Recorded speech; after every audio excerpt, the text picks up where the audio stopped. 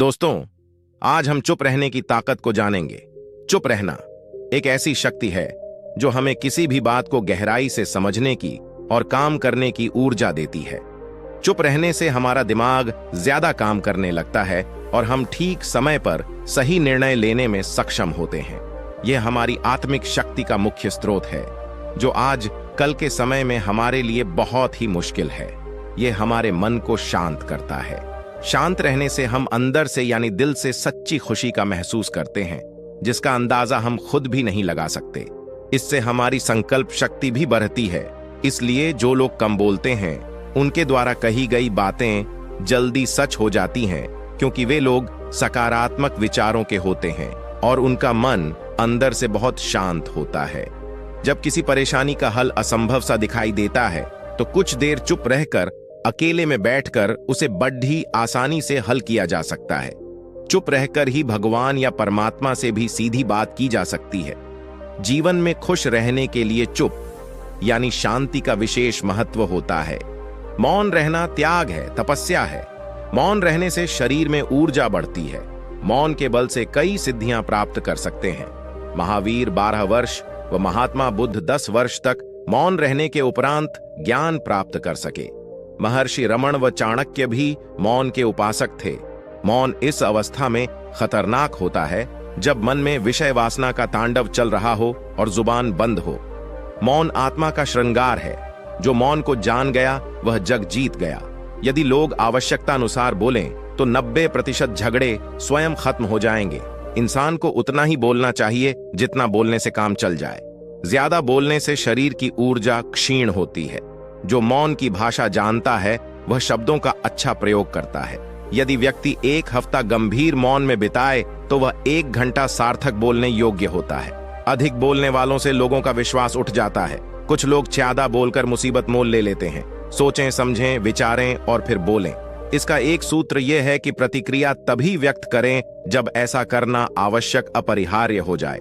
बिना मांगे दी गई प्रतिक्रिया का विशेष मूल्य नहीं होता। इसलिए जब जरूरी हो और जितना जरूरी हो उतना ही बोलें। वास्तव में जगत में सारे अच्छे विचार मौन से उत्पन्न होते हैं। मानसिक शांति के लिए मौन अमृत समान है। प्राय वाद विवाद होने पर मन का संतुलन बिगड़ जाता है। इसका सबसे अच्छा समाधान है मौन। जिस प्रकार शरीर को स्वस्थ रखने के लिए शुद्ध भोजन व गहन निद्रा आवश्यक है, उसी प्रकार मानसिक स्वास्थ्य के लिए मौन। सोने से 1 घंटा पूर्व अवप्रात ब्रह्म मुहूर्त में 1 घंटा मौन रहकर प्रभु की शरण में चले जाएं। शांति व खुशी की अनुभूति होगी। शांत रहें, मौन रहें, खुश रहें। जो लोग मौन का महत्व समझते हैं वे अपने जीवन में कभी असफल नहीं होते, क्योंकि मौन 1000 शब्दों से भी अधिक मूल्यवान होता है। जब बुद्ध को मई माह की पूर्णिमा के दिन ज्ञान प्राप्त हुआ तो वे मौन रहे। पूरे 1 सप्ताह तक उन्होंने एक शब्द भी नहीं कहा। पौराणिक कथाओं में कहा गया है कि स्वर्ग के सभी देवदूत भयभीत हो गए और उन्होंने कहा, सहस्राब्दी में एक बार कोई व्यक्ति बुद्ध की तरह पूरी तरह से खिलता है। अब वह चुप है, एक शब्द भी नहीं बोल रहा है। ऐसा कहा जाता है कि सभी देवदूत बुद्ध के पास आए और उनसे कुछ कहने को कहा, कृपया कुछ बोलें।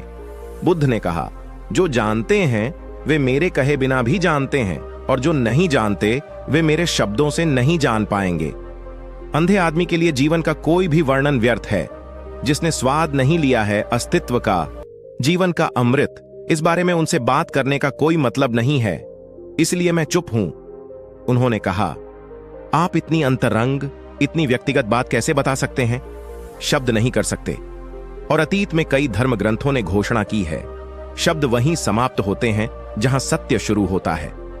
तर्क बहुत अच्छा था, लेकिन देवदूतों ने कहा, हां, हम सहमत हैं, आप जो कहते हैं वह सही है। लेकिन बुद्ध, उन लोगों पर विचार करें जो सीमा रेखा पर हैं। कुछ लोग हैं जो बीच में हैं, जो न तो पूरी तरह से प्रबुद्ध हैं और न ही पूरी तरह से अज्ञानी हैं। उनके लिए कुछ शब्द धक्का देंगे। उनके लिए तुम कुछ बोलो, कुछ कहो, और तुम्हारा हर शब्द उस मौन को पैदा करेगा। शब्दों का उद्देश्य मौन पैदा करना है। अगर शब्द अधिक शोर पैदा करते हैं तो वे पहुंचे नहीं हैं उनके लक्ष्य।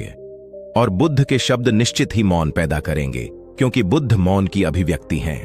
एक व्यक्ति जो आध्यात्मिक पथ पर आगे बढ़ता है वह गौतम को नजरअंदाज नहीं कर सकता, क्योंकि उनकी उपस्थिति इतनी प्रभावशाली हो गई है। उनके जीवन काल में उनके पास 40,000 भिक्षु थे जो आध्यात्मिक प्रक्रिया का प्रसार करने के लिए निकले थे। अपने मौन तरीके से उन्होंने दुनिया को हमेशा के लिए बदल दिया। वह ग्रह पर सबसे महान आध्यात्मिक तरंगों में से एक रहे हैं। यौगिक संस्कृति में बुद्ध पूर्णिमा हमेशा महत्वपूर्ण रही है और किसी भी आध्यात्मिक साधक के जीवन में यह हमेशा एक बहुत ही शुभ दिन होता है। लेकिन आज गौतम बुद्ध की स्मृति में हमने इसका नाम उनके नाम पर रखा है। 2500 वर्ष पहले उस पूर्णिमा की शाम को एक मनुष्य एक प्राणी के रूप में विकसित हुआ। हालांकि लोग आमतौर पर बुद्ध शब्द को गौतम से जोड़ते हैं, लेकिन वह एकमात्र बुद्ध नहीं है। इस ग्रह पर हजारों बुद्ध हुए हैं और अब भी हैं। बू का अर्थ है बुद्धि या बुद्धि, जो अपनी बुद्धि से ऊपर है, जो अब उसके मन का हिस्सा नहीं है, वह बुद्ध है। अभी अधिकांश लोग विचारों, भावनाओं, विचारों और निश्चित रूप से पूर्वाग्रहों का एक समूह मात्र हैं। कृपया देखें, जिसे आप मैं मानते हैं वह उन चीजों का मिश्रण मात्र है जो आपने बाहर से एकत्रित की हैं। आप जिस भी तरह की परिस्थितियों के संपर्क में आए हैं, उसी तरह की बकवास आपने अपने दिमाग में जमा कर ली है। आपका दिमाग समाज का कूड़ादान है, क्योंकि आपके पास क्या लेना है और क्या नहीं लेना है इसके बारे में कोई विकल्प नहीं है। जो कोई भी उस ओर जाता है वह आपके दिमाग में कुछ न कुछ फेंक देता है। आप चाहें तो इस बकवास को देवत्व के रूप में प्रतिष्ठित कर सकते हैं, लेकिन यह देवत्व नहीं बनेगा। यह बस सरल मन है। जीवन का अनुभव करने और उस प्रक्रिया से परे जाने का एक और तरीका है जिसे आप मन कहते हैं। ऐसा करने के लिए आपको कूड़ेदान को बंद करना होगा और उसे एक तरफ रखना होगा। मन एक अद्भुत चीज है, लेकिन अगर आप इससे चिपक जाते हैं तो यह आपको अंतहीन सैर पर ले जाएगा।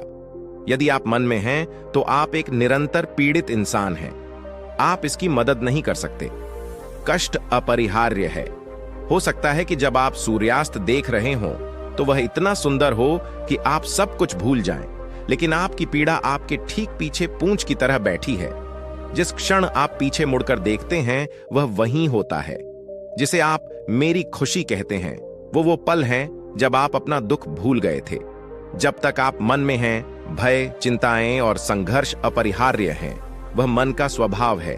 ऐसा इसलिए है क्योंकि लोग मन की यातनाओं को सहन करने में असमर्थ हैं। इसलिए उन्होंने समाज में मन से नीचे जाने के लिए कई तरीके ईजाद कर लिए हैं। अत्यधिक खाना, शराब, शारीरिक सुखों में अत्यधिक भोग, ये सब मन से नीचे जाने के तरीके हैं। लोग इनका प्रयोग करते हैं और कुछ पल के लिए यातनाओं को भूल जाते हैं। तुम बोतल मारो और सो जाओ। कुछ घंटों के लिए आपका मन अब आपको परेशान नहीं करता, क्योंकि आप मन से नीचे चले गए हैं। वहां बहुत आनंद आता है और यह बहुत आरामदायक होता है, क्योंकि अचानक आपके मन की यातनाएं वहां नहीं होती हैं। तो आपको इसकी गहरी लत लग जाती है। लेकिन विकासवादी प्रक्रिया की प्रकृति ऐसी है कि यह सत्ता जो मन के नीचे थी अब मन में विकसित हो गई है। यदि उसे मुक्त होना है तो उसे मन से परे जाना होगा। वापस जाने जैसी कोई बात नहीं है। यदि किसी रसायन का उपयोग करके आप मन के नीचे जाएंगे तो आप देखेंगे जीवन हमेशा उसके समाप्त होने के बाद अधिक तीव्रता के साथ आपको पकड़ लेता है। ऐसा हमेशा होता है। कष्ट तीव्र हो जाता है। योग की प्रक्रिया यह देखना है कि मन से परे कैसे जाया जाए। केवल जब आप मन से परे होते हैं तभी आप वास्तव में स्वयं हो सकते हैं। दोस्तों, वीडियो देखने के लिए धन्यवाद। दोस्तों, अगर आपको वीडियो पसंद आई हो तो लाइक एंड सब्सक्राइब करें।